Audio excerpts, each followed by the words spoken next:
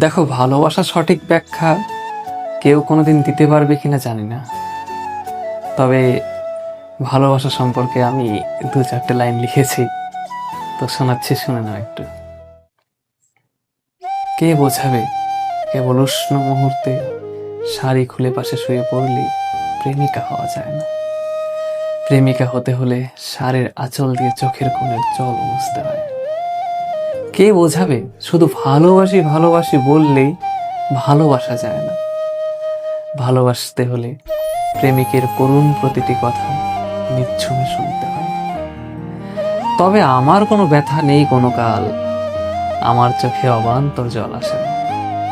আমি কোনোদিন দুঃখ পাইনি কোথাও, তাই তো আমার বুকে বিরহ কখনো ভাসে না।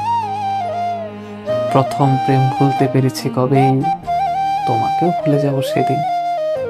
আমার পাশে কেউ থাকে না বুঝলে, অর্থ করি নাই বুঝে সে যেদিন।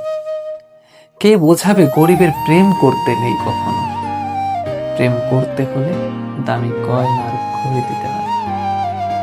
কে জানাবে কাচের চুড়ি, কালো টিপ, এক শিশির আলতা, এতেই শান্ত মেয়েটি আর কোথায় রয়।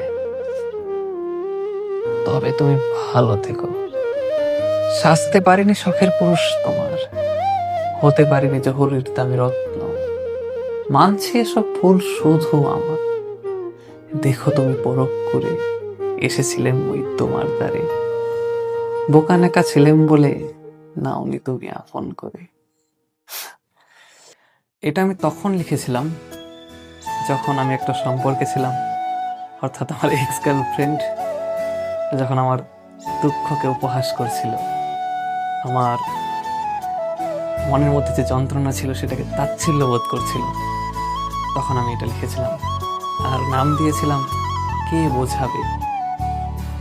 যাই হোক, একটাই মেসেজ, সময় সবারই করবে।